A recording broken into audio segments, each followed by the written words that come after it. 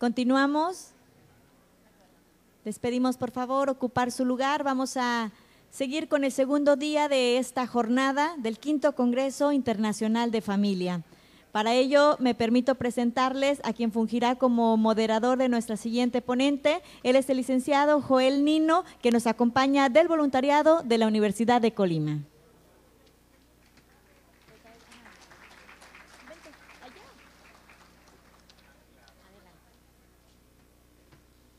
Muy buenas tardes.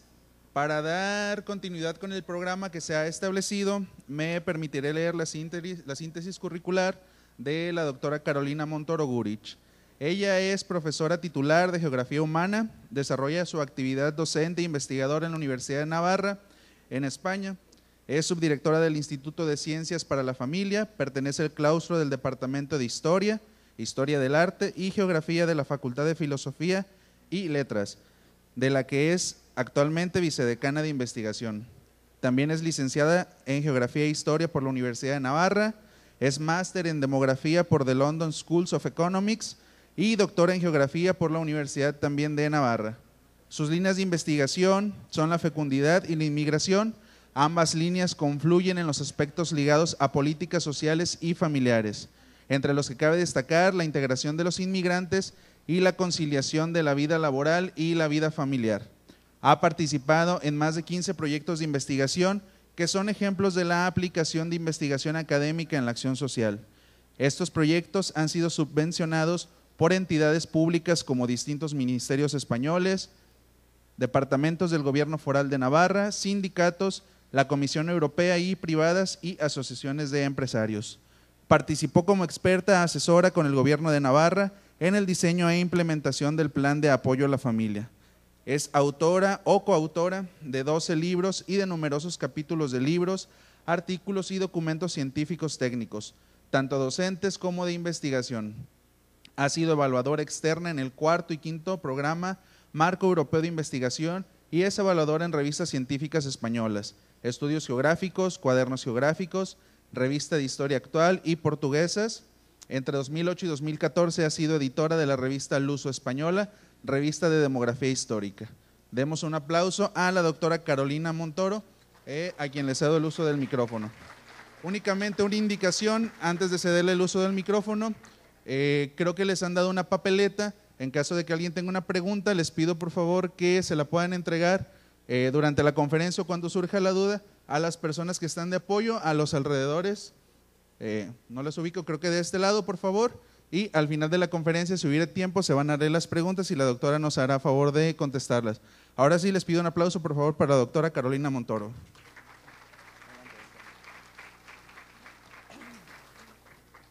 Muy buenos días a todos. Estoy encantada de estar aquí, de haber recibido la invitación del DIF mexicano.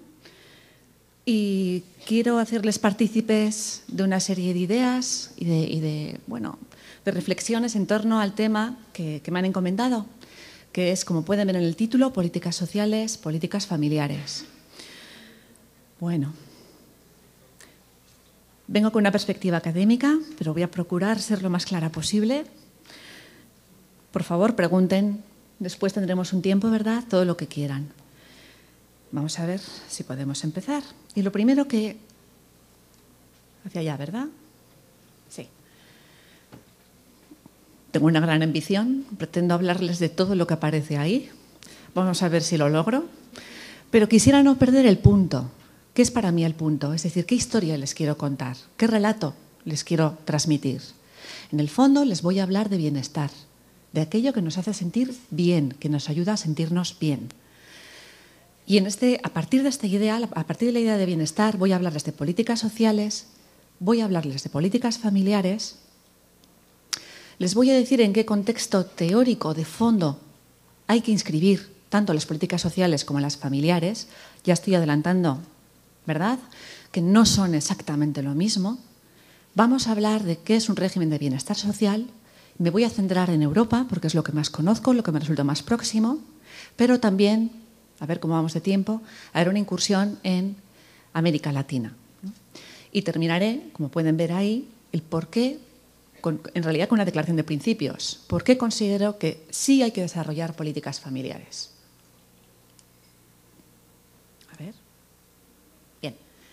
Claro, cuando hablo de bienestar, en realidad de lo que estoy hablando es la capacidad que tenemos las personas para manejar incertidumbres. Esto es, si yo me caso y me quedo viuda, o si me quedo huérfana, o si trabajo y me quedo en paro, ¿verdad? En el desempleo, ¿cómo puedo, ¿no? ¿Cómo salgo de esa situación? ¿Cómo salgo adelante? Bien.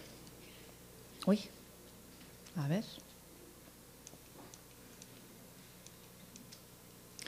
Y para ello se me ocurría que es importante conocer el contexto, es decir, ¿quién nos proporciona bienestar? Si yo ahora mismo les pregunto a ustedes, ¿quién proporciona bienestar? Muy probablemente lo primero que me dirían es mi familia. ¿Sí? Aquellos que me conocen, que me quieren, que tengo más cerca, son los que me proveen, es una palabra muy técnica, ¿verdad? Pero son los que me dan bienestar. Y cuando hablamos de bienestar, aquí se me ocurría, no sé si voy a poder hacerlo, bueno, no. Claro, en realidad cuando hablamos de la familia como fuente de bienestar, enlaza con algo que muchas veces lo expresamos de una manera mucho más coloquial, cuando decimos la familia es la célula, digamos, más importante de la sociedad, esa célula primera, ¿no? O primaria. En realidad, lo que estamos diciendo es lo que yo aquí trato de expresar con las palabras funciones estratégicas. La familia provee bienestar porque se ocupa de muchas cosas. Se ocupa de, obviamente, transmitir la vida. Se ocupa también de educar y de socializar a los niños, transmitiendo pautas, valores, ¿verdad? ¿Qué más hace la familia? A partir de la familia, las personas aprendemos lo que es la cohesión con las distintas generaciones, ya puede ser con los abuelos, ya pueden ser, bueno, pero también la social.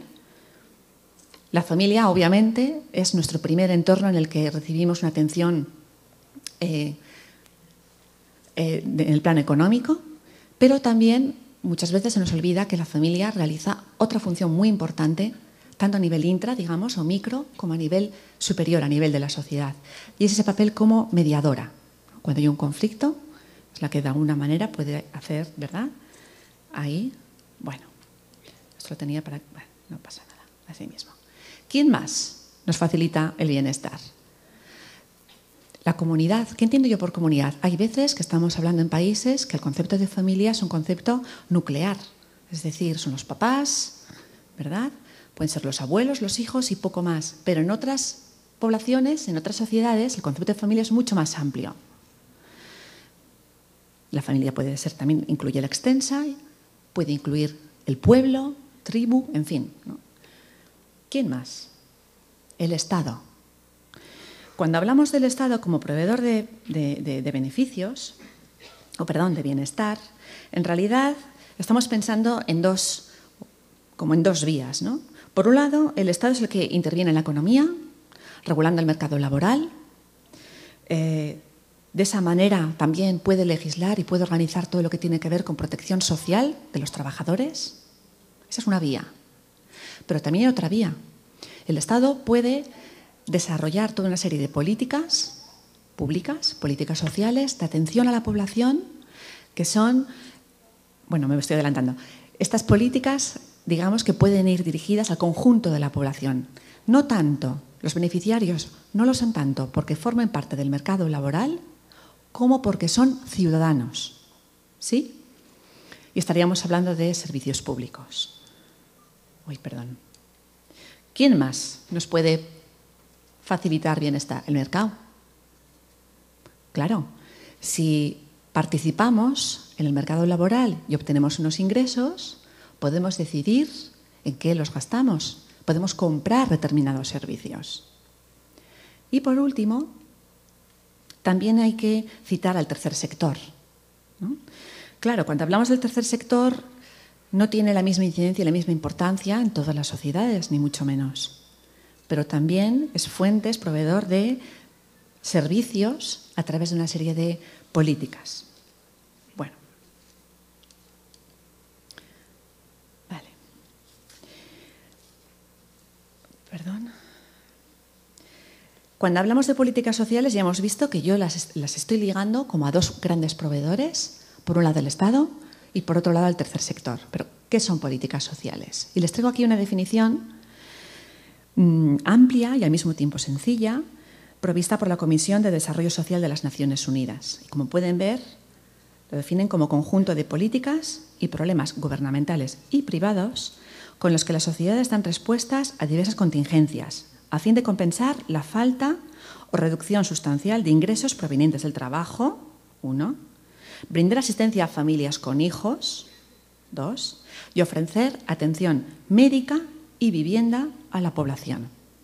Y aquí tenemos un primer elemento que puede inducir a confusión. Luego hablaré un poco más, ¿no? Ya nos están introduciendo la definición de políticas sociales a la familia. Es decir, la familia como destino, ¿verdad?, de esas políticas sociales. Bien, claro, en realidad cuando hablamos de políticas sociales, un poco por dar una perspectiva más amplia, ¿no?, estamos hablando de un elemento fundamental para el bienestar de las personas.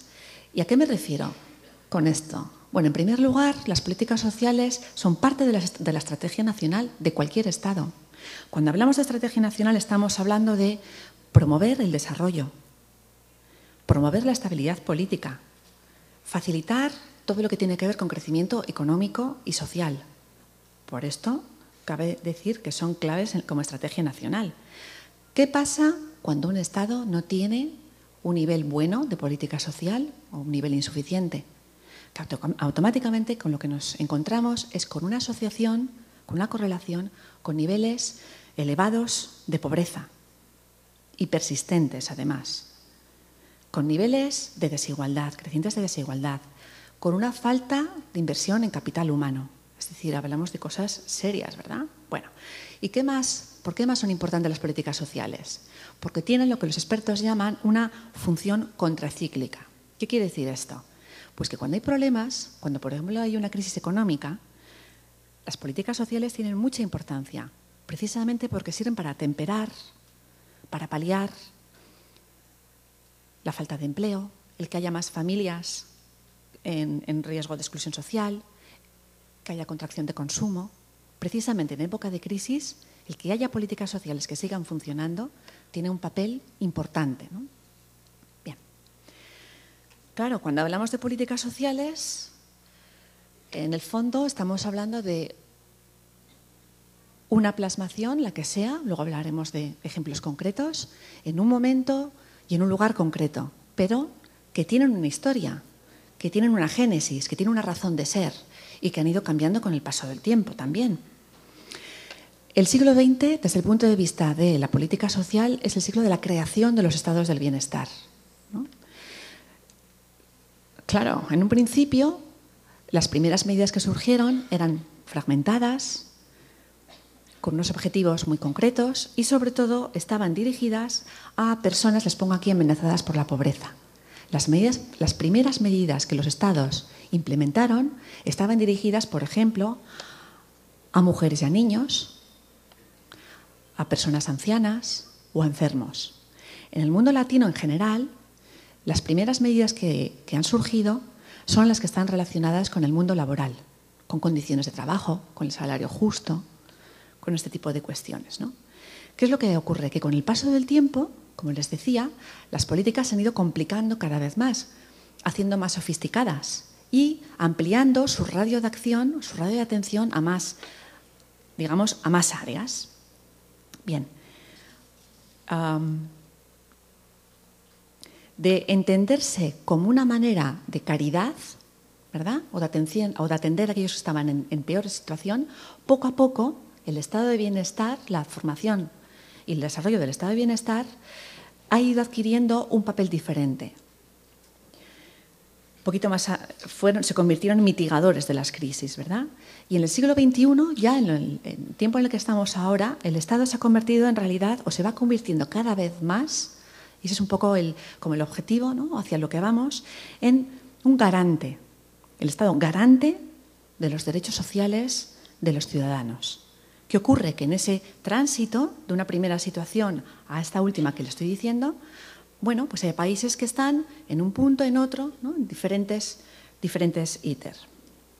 Y cada país el que tiene que definir la cantidad de política social, digamos, ¿no?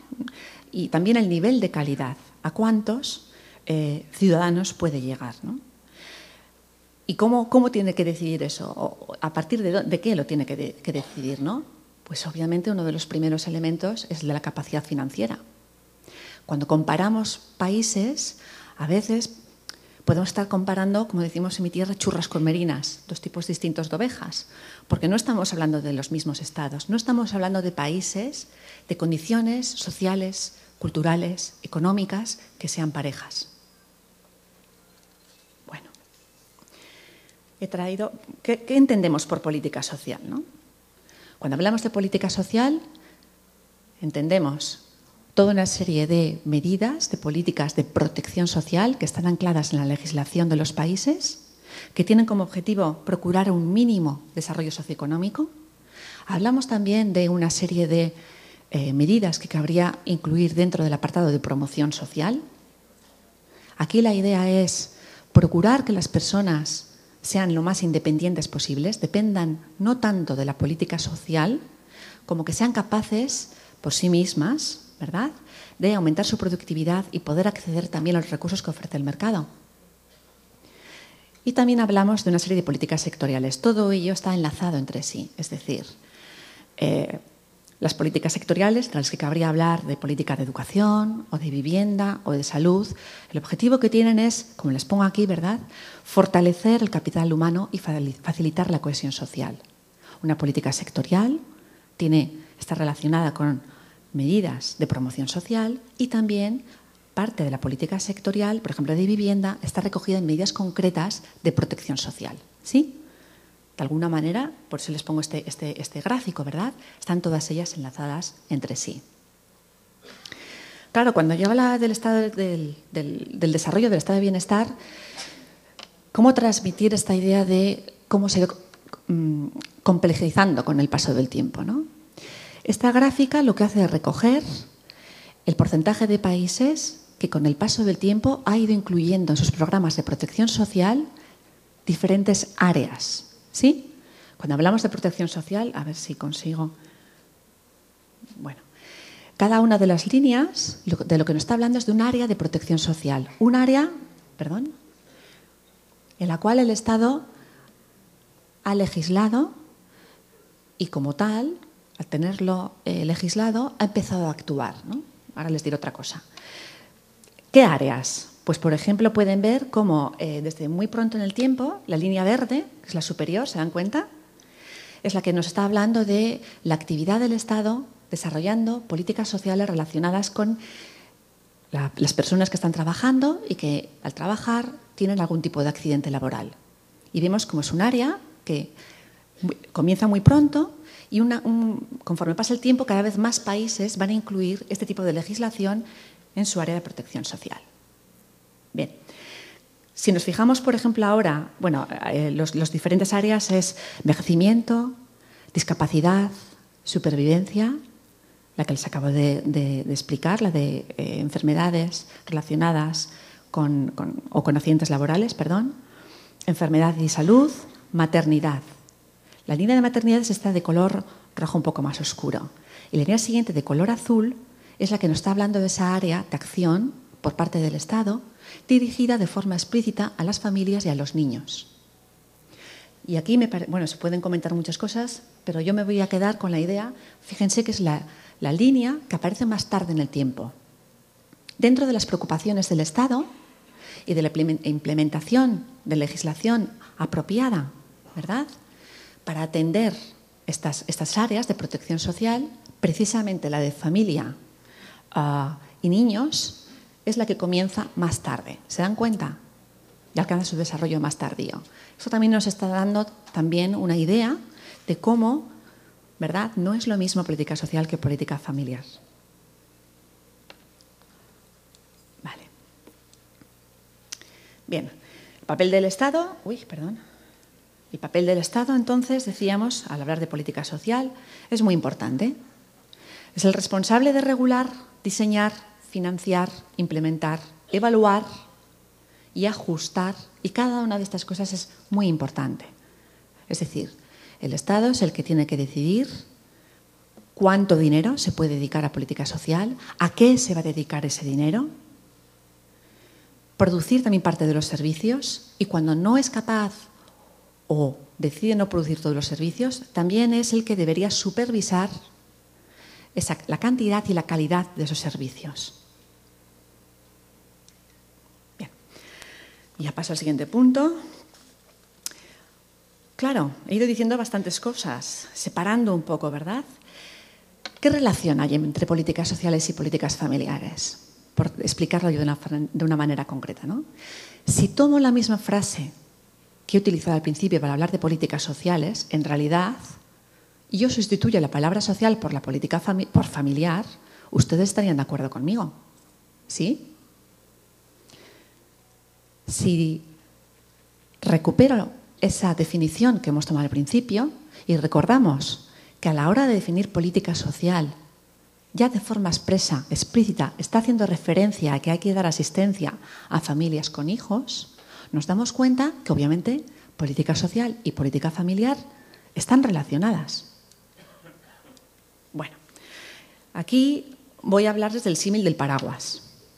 Paraguas o sombrilla, que he visto que también le llaman sombrilla, ¿verdad? Si pensamos en una sombrilla, tenemos un vástago principal, que es el que nos sirve para llevarla, ¿verdad? Y una tela que está sujeta por una serie de varillas. Podríamos pensar que política social es todo el conjunto de varillas que conforman aquello que nos protege, ¿sí? Aquello que llevamos para protegernos. Bueno, podríamos entender que política familiar es una varilla de ese paraguas, ¿sí? Una parte de las políticas sociales, y ahora les voy a decir qué características tienen. Si vamos a una definición más concreta de política familiar, iríamos a esta que les tengo aquí. Sigue siendo un conjunto de políticas y programas gubernamentales, también privados, si tengo tiempo les hablaré un poco más de esto, cuyo objetivo es facilitar recursos en un sentido amplio. Esos recursos se pueden facilitar, digamos, en moneda o en especie o en tiempo, a personas que tienen responsabilidades familiares para que puedan desempeñar las mismas en las mejores condiciones posibles. Es lo que en palabras de Sunkel, un experto latino, ¿verdad?, son las políticas referidas a familia. Bueno, un pequeño ejemplo. Vamos a suponer un Estado que tenga una política de vivienda social. Eso sería una política social si lo dejamos simplemente así. Si como condicionante para poder acceder a esas viviendas se incluye en el baremo de acceso, por ejemplo, mejores condiciones para aquellas personas que soliciten la vivienda, según el número de niños que tengan, ahí estaríamos hablando de una medida de política familiar, ¿sí? Si se pone condición de recursos, para poder acceder a esas viviendas, además de ser padre y tener hijos, hay que tener menos de tales ingresos y se pone un umbral muy bajito, estaríamos hablando de una política social familiar. Lo vamos a ir viendo, ¿eh? Quiero decir que no es exactamente lo mismo. Es importante saber de qué estamos hablando en cada momento, ¿no? Y yo les decía que para que una política sea familiar, es importante que tenga unos principios que guíen y que estén presentes en todo lo que constituyen las medidas incluidas en esa política familiar. Y la primera idea es que debe incluir el concepto de bienestar familiar. Bienestar familiar, no bienestar individual. Aquí pasamos del individuo al conjunto de la familia. ¿Y eso qué quiere decir? Que cuando hablo de incorporar ese concepto, se trata de introducir la perspectiva familiar en la arena política, tanto en el establecimiento de objetivos como también a la hora de medir los resultados. ¿Qué más tiene que hacer?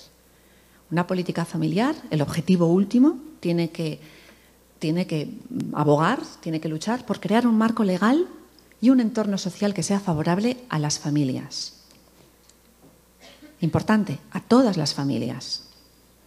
Cuando hablo aquí de los principios de libertad de elección y de racionalidad, estoy hablando de poder elegir, ¿verdad? Estoy hablando de ser consecuente con la disponibilidad de medios y también estoy hablando de reconocer, de dar pie a todas las formas familiares. Un cuarto punto. que es el que hace funcionar las cosas. Desde el punto de vista de la implementación de políticas familiares, este sería un punto. Nos podemos quedar con los previos y tendremos unos estupendos planteamientos, pero no tendremos éxito si no conseguimos que funcione este punto cuarto, ¿no? Y es un diseño integral e integrador que englobe todas las políticas sectoriales. ¿Qué quiero decir con esto? Cuando antes hablaba del símil del paraguas,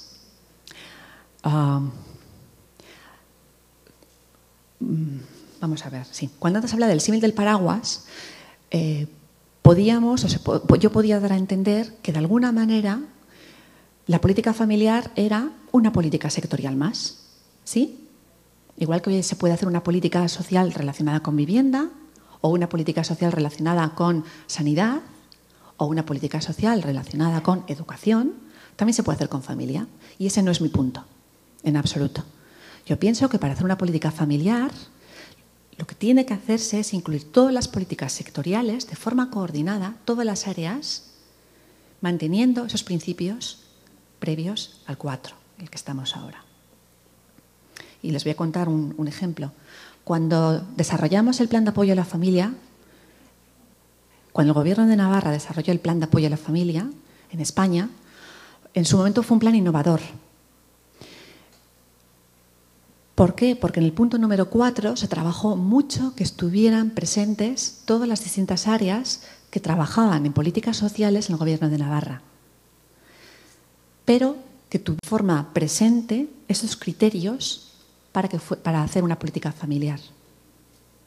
Cuando se desarrolló el plan de apoyo a la familia, había personas que venían del Departamento de Bienestar Social, personas que venían del área de educación, de sanidad, de fiscalidad, de medios de comunicación, de demografía, que es donde estaba yo, para saber cómo eran las familias, qué necesidades tenían. Luego se implementaba y se trabajaba con el Departamento de Fiscalidad para ver cómo estaba la fiscalidad y cómo estaba regulada según el tipo de familia, después con sanidad, ¿sí? Es decir, todas las áreas de política sectorial tienen que estar incluidas. Y por último, algo que se suele olvidar, y es que se tiene que incentivar la responsabilidad activa. La familia no puede verse como un sujeto paciente, alguien que recibe lo que se le quiere dar.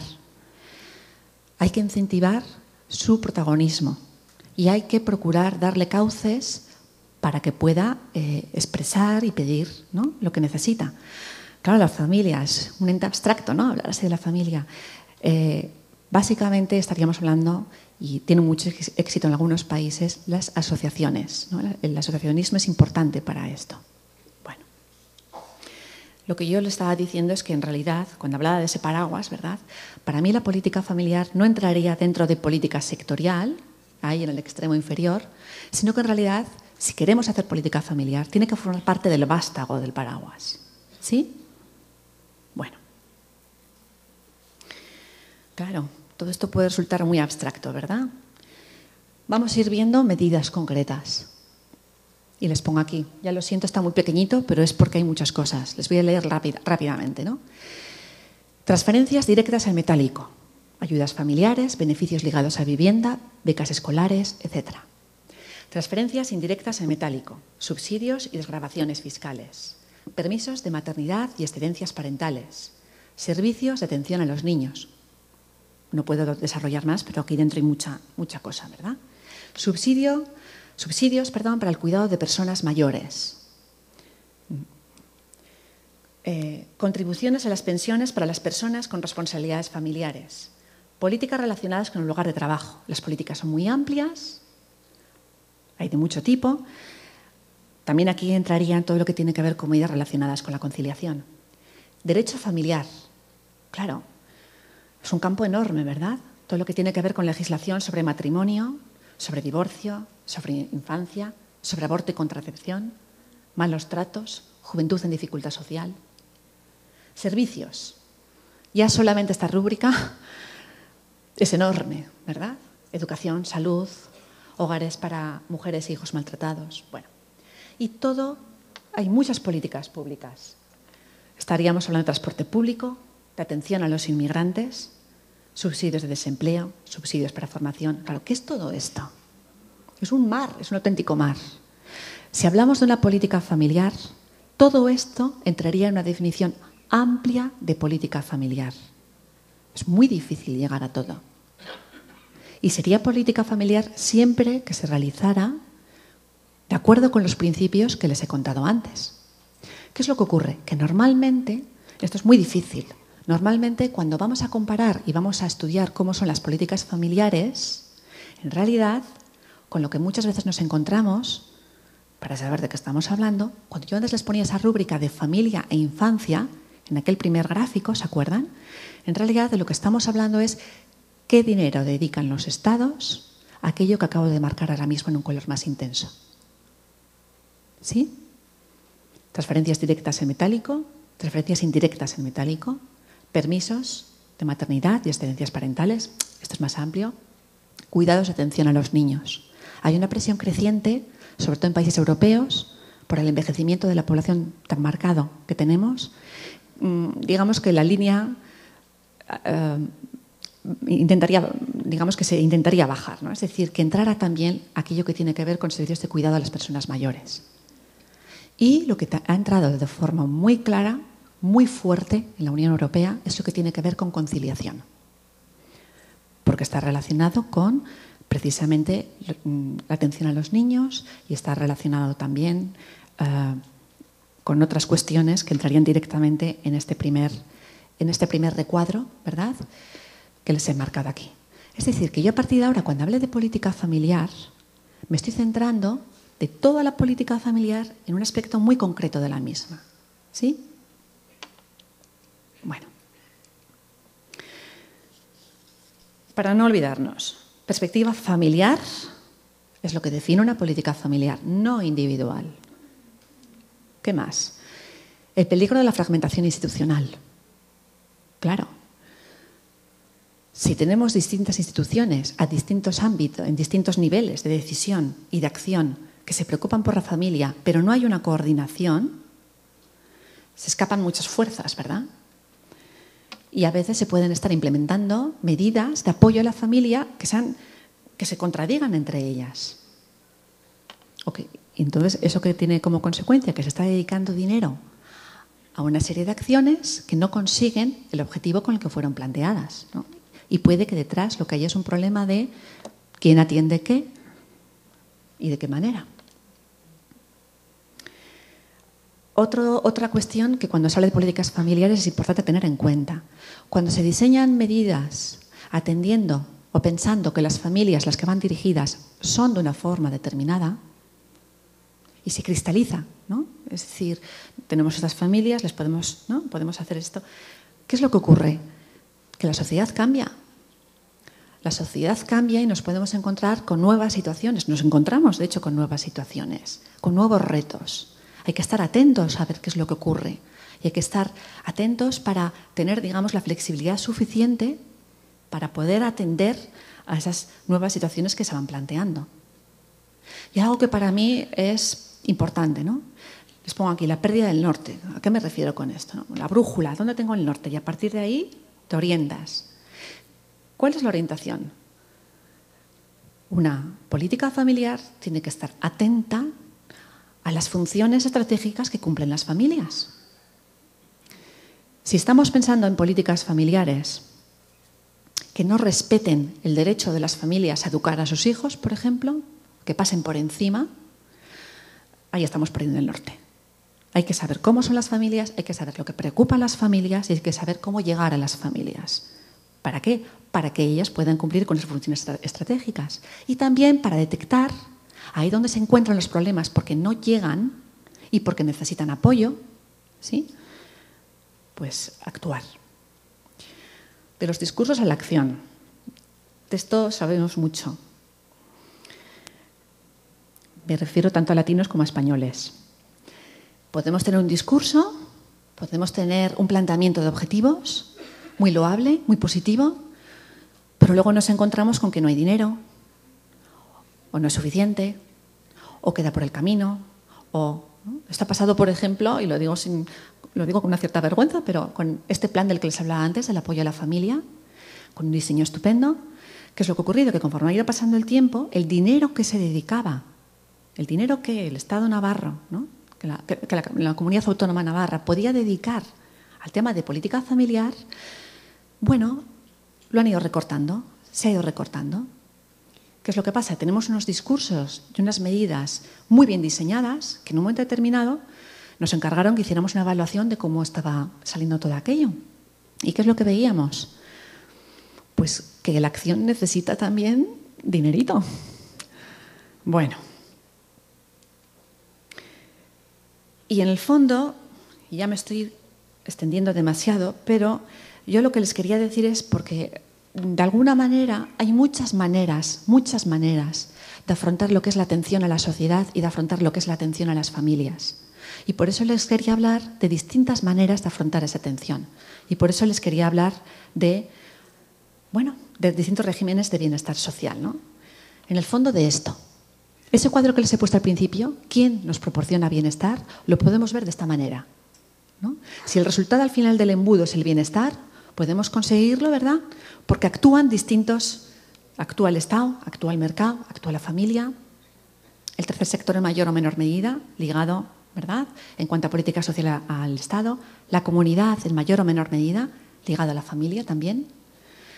Pero la manera en la que se combinan estos elementos varía muchísimo.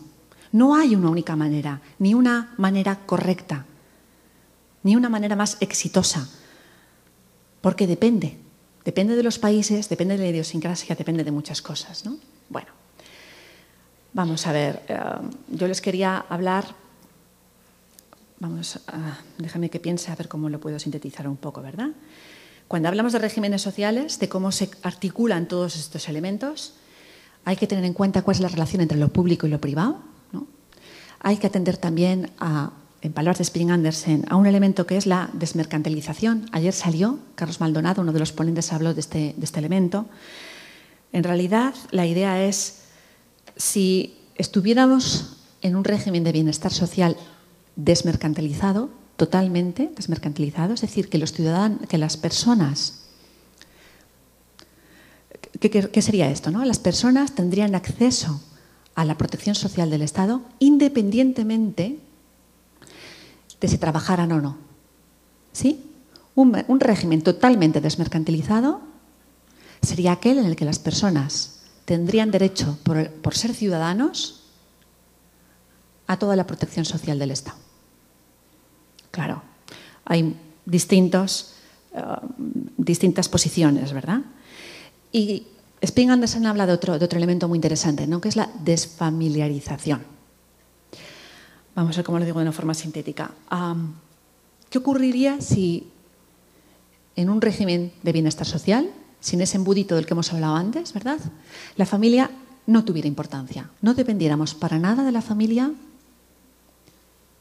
para obtener bienestar, ¿no? Lo cual es resulta hasta difícil, ¿no? Bueno, sería un régimen totalmente desfamiliarizado, ¿no? El no depender de la familia para acceder a... Les estoy poniendo como los extremos, por decir una manera, ¿sí? Bueno, claro, la verdad es que en un entorno como América Latina y en parte también como los estados mediterráneos, se nos plantean dos cosas importantes. Primero, el cómo funciona el mercado laboral. ¿Cuándo un régimen utópicamente podría estar desmercantilizado? ¿No? Entre otras cosas, cuando las personas no tuvieran ningún problema para poder acceder al mercado laboral y para poder, con sus ingresos, ¿verdad?, o sea, tuvieran de verdad libertad. ¿Qué ocurre cuando en un país el mercado laboral no es capaz de incorporar a todas las personas que pueden trabajar, de facilitarles un empleo de calidad, con un salario justo? Pues ahí tenemos un elemento importante, ¿no? Y por otro lado, en el caso concreto de tanto de América Latina como también de gran parte del mundo mediterráneo, europeo, en nuestro entorno, la familia, gran parte del bienestar que recibimos, lo recibimos gracias a la familia, ¿sí? Y gran parte de ese bienestar lo recibimos debido a cómo son las estructuras familiares. Lo recibimos porque hay una fuerza de trabajo interna, normalmente femenina, las mujeres, que nos incorporan en menor medida al mercado laboral. Bueno, vale. Hay otras cosas que inciden en los regímenes de bienestar social, ¿no?, que son importantes. La historia, nuestras características idiosincráticas, es decir, culturalmente, cómo entendemos lo que es apropiado y lo que no es apropiado. ¿Quién pensamos que debe cuidar a un niño pequeño? ¿Cómo está mejor atender a un niño pequeño? ¿En el hogar o no? ¿O no le vemos mayor problema a que el niño se incorpore desde muy temprana edad a una guardería, ¿no? Este tipo de planteamientos están detrás de ese juego, ¿verdad?, en cómo se plantea un régimen de bienestar social. Y hay muchas otras cosas que les pongo aquí, ¿verdad? El modelo de financiamiento o cómo entendamos la solidaridad. En ese juego, en ese embudo que hemos visto antes, hay muchos elementos que juegan y que están presentes. Bueno, esta es una manera de entender el bienestar social. Resulta que tenemos un Estado que es muy potente, ¿sí? Vamos a hablar de modelos. De alguna manera es un poco abstracto, ¿verdad? Pero nos va a servir para después ver cómo son las políticas familiares también. Bueno, un Estado que es muy importante, un mercado que es marginal y una familia que es marginal. ¿Qué quiere decir esto? Papá Estado, ¿no? De alguna manera, las políticas sociales que se realizan en un Estado como este son o se rigen por un principio de universalidad y también de igualdad. Es decir, que estaríamos en ese extremo, ¿no?, de desmercantilizado y desfamiliarizado. Claro, ¿con qué nos encontramos? Son estados en los que, desde el punto de vista de los servicios sociales, la cobertura es universal, hay una previsión muy amplia, los beneficios también son generosos. Este es un modelo posible, ejemplizado por lo que nos encontramos en los países nórdicos en Europa. El tipo de política familiar que nos vamos a encontrar en este tipo de Estado se explica gracias a esos principios que vemos ahí reflejados. Como lo que impera es la igualdad, sus políticas de apoyo a la familia van a basarse en conseguir la igualdad entre hombres y mujeres. El acceso al mercado, la guardia y atención de los niños y así sucesivamente. Otro tipo de Estado. En este caso concreto, nos encontramos con que el Estado es un Estado salvavidas, es un Estado subsidiario, ¿sí? El mercado es marginal y la familia es muy importante. ¿Eso qué quiere decir? ¿No? ¿Cómo lo vemos? ¿Qué principios guían este tipo de régimen de bienestar social? La protección individual, asociada al empleo, es muy importante. Aquí los individuos que están insertos en el mercado laboral acceden, ¿verdad?, a una serie de derechos. En ese caso, estos gozarían de un Estado desmercantilizado, pero aquellos que no están insertos en el mercado laboral es todo lo contrario. ¿Cuál es el resultado? Que nos encontramos con una serie hay grandes diferencias en el nivel de cobertura entre unos ciudadanos y otros, ¿no? De tal forma que el Estado subsidiario actúa para precisamente ayudar o proteger o atender a aquellos que escapan al mercado laboral.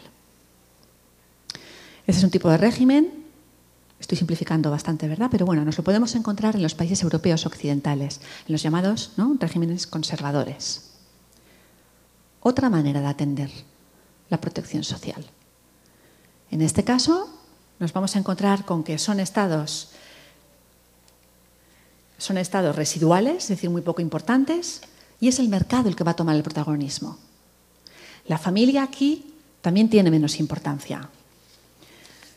Estaríamos hablando de estados que son mínimamente desmercantilizados. Hay un familismo implícito, porque ahí donde no llega el Estado, ¿sí?, o no llegan las personas a través del mercado, necesitan de la familia. Y la protección es individual y muy focalizada.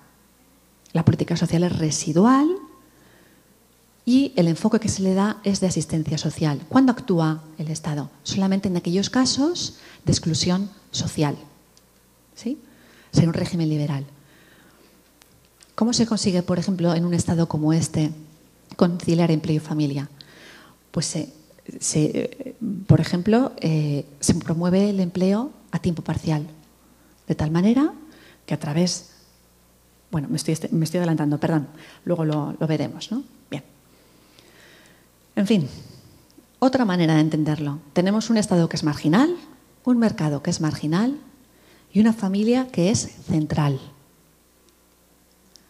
Claro, este es un sistema de tipo dual.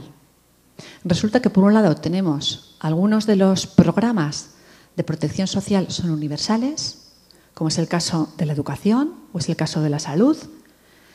Es un régimen que es desmercantilizado para aquellas personas que estén insertas en el mercado laboral, formal, pero sobre todo es un sistema familiarista. Yo pongo voluntarista, porque al final depende mucho, ¿verdad?, de cómo son las familias.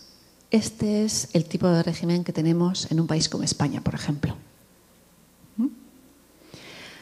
Claro, políticas sociales. Lo podemos encontrar reflejado en datos como lo que les traigo aquí. He traído información del 2005 y también del 2010. Nos vamos a encontrar, en este caso concreto, bueno, cómo protegen los estados como porcentaje del PIB. Y ahí tienen todas las rúbricas, todas las áreas que antes, a las cuales, digamos, dedican su atención, ¿no?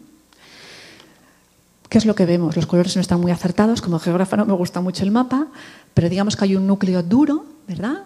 Países nórdicos, países del centro, que son los que dedican el mayor porcentaje de PIB. Luego hay una serie de países, digamos, periféricos. Ahí entraría el mundo mediterráneo y todo el este de Europa, que se están incorporando también. Y cuando nos vamos al año 2010, vemos que se han producido cambios, en algunos casos relativamente importantes, pero, grosso modo, se mantiene este tipo de situación o de distribución. Si vamos a fijarnos de forma expresa, explícita, en cuál es la protección social que se dedica a familia e infancia, todavía es más acusada la diferencia. Precisamente en este mundo del que hablábamos antes, yo les ponía en los estados mediterráneos, son los que dedican menos fondos a la protección de la familia y la infancia. Y son precisamente los estados en los que la familia, de forma implícita, está más presente. Bueno. Bien. Voy a pasar esto. Tienen ustedes mañana como ponente a Lluís Flaqué y les va a hablar de ello con más tiempo y más detenimiento y mucho mejor que yo. Vamos a ver. Lo podríamos ver también así.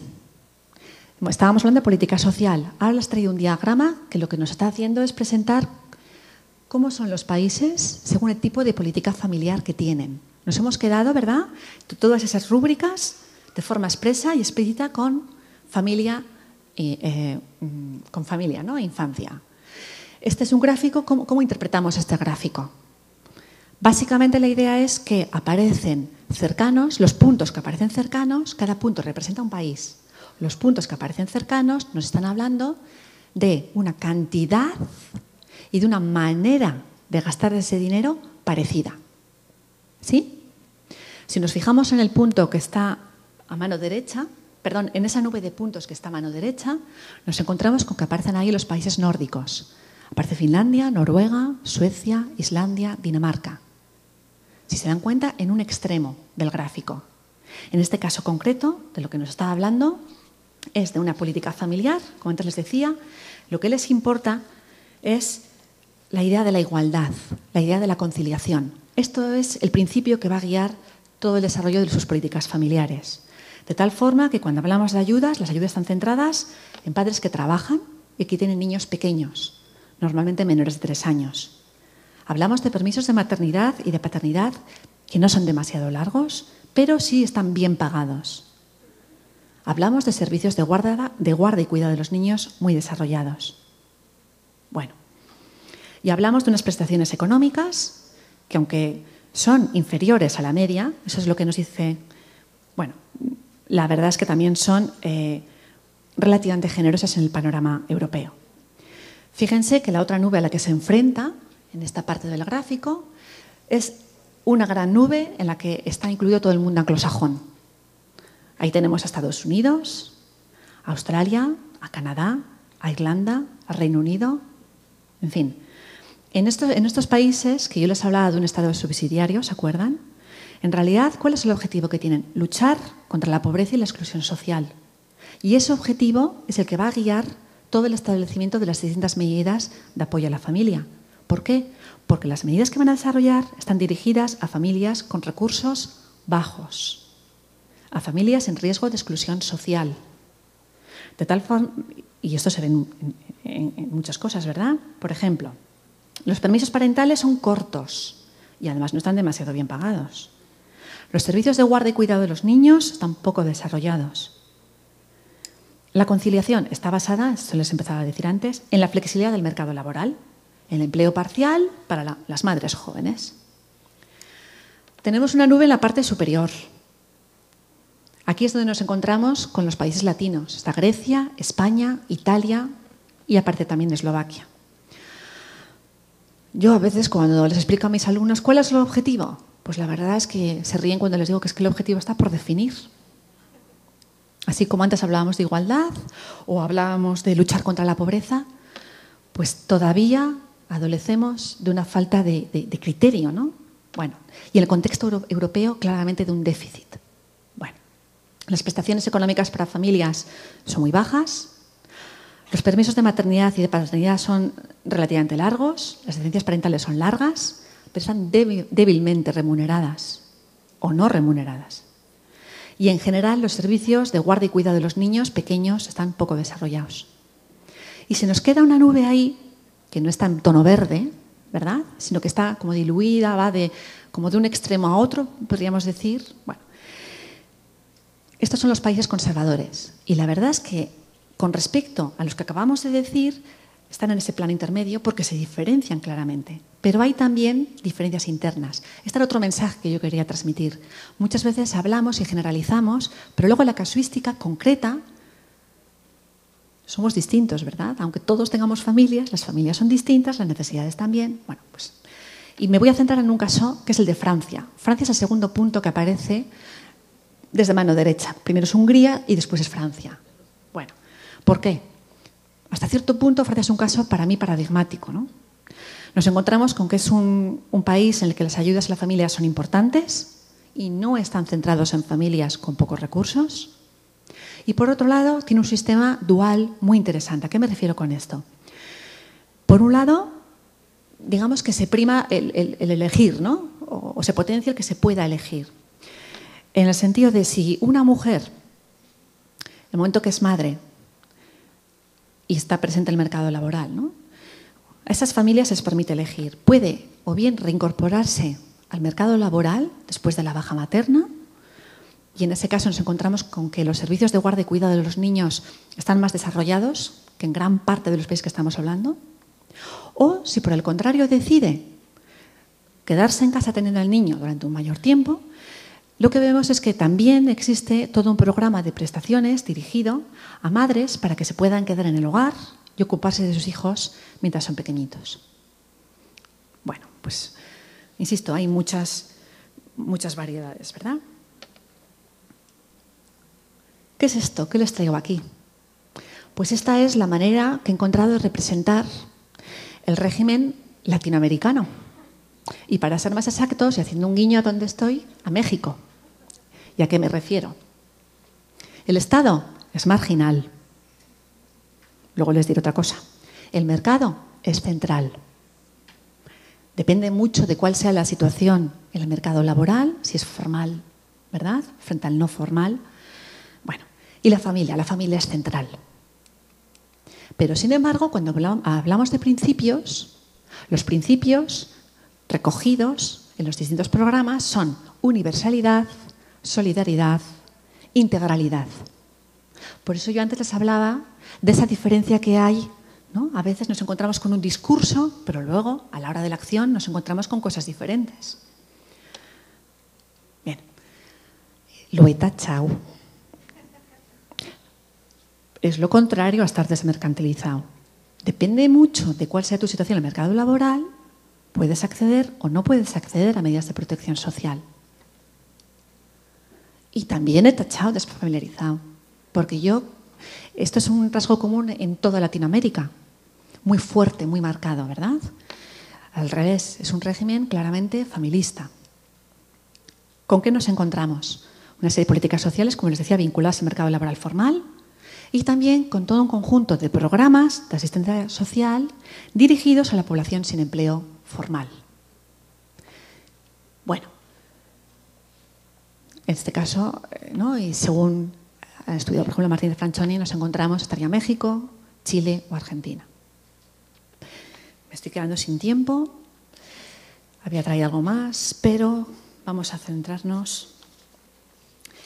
Claro, ¿se puede hablar de políticas familiares? Aquí he puesto América Latina, ¿no? Pero bueno, ¿se puede hablar de políticas familiares?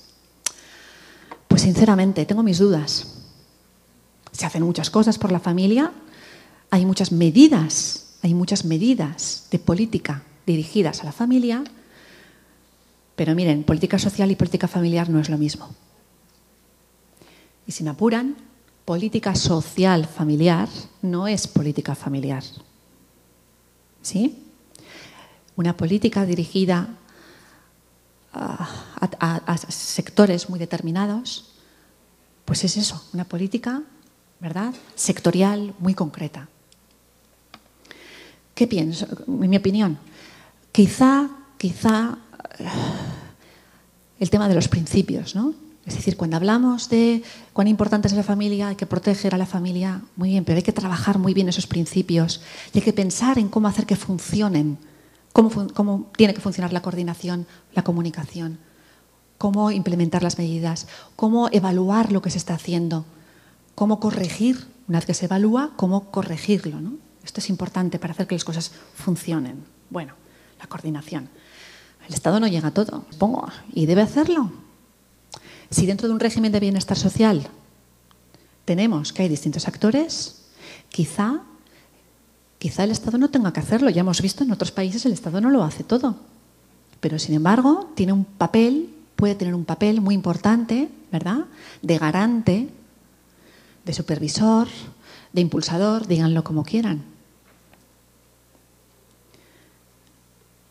Los otros actores. Cuando, por ejemplo, hablamos de medidas de conciliación, claro que el Estado puede impulsar, por ejemplo, ¿no?, medidas de conciliación entre familia y trabajo. Pero en Europa lo que vemos es que también es muy importante el papel de las empresas. ¿Sí? Bueno. Y termino. Ya no les quito más tiempo. Y termino en realidad con una declaración de principios. Bueno, ¿por qué creo yo que sí hay que desarrollar políticas familiares? Primero, por la importancia de la familia. Y por eso he dedicado un tiempo a hablar de funciones estratégicas, ¿no? Primero, porque la familia es importante. Segundo, porque lo sabemos.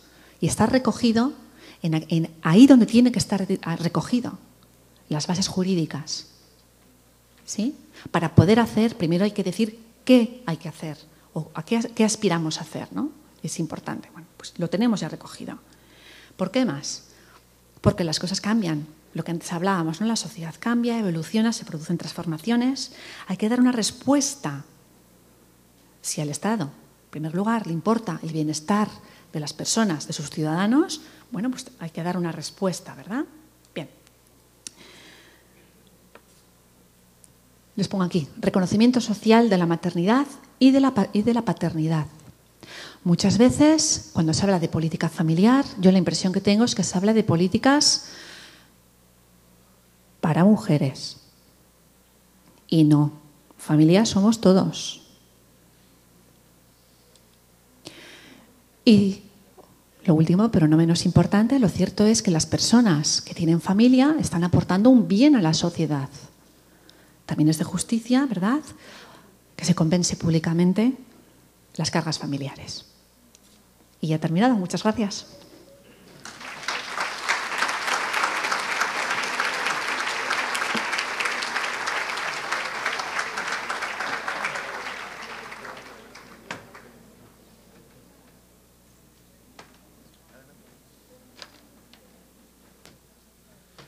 Muchas gracias, doctora, por su participación y me gustaría saber si hubiera alguna pregunta.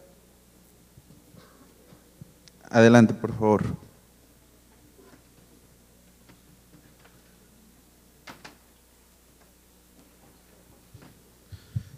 Buenas tardes. Yo tengo una opinión específica. Para mí, Nosotros estamos más ocupados de lo que tiene que ver con lo que no es familia que en lo que sí. Por ejemplo, la familia integrada como tal, con hijos, una familia tradicional, está como un poco relegada.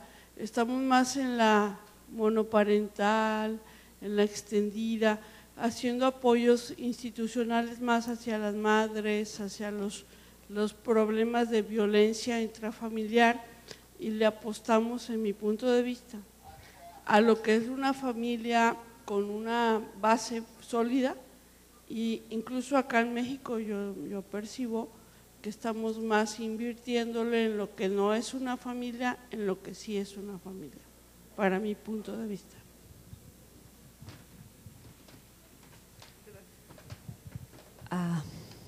Eso se puede responder de muchas maneras, pero se me ocurren ahora mismo dos. La primera, esa es una queja de todo el mundo mundial.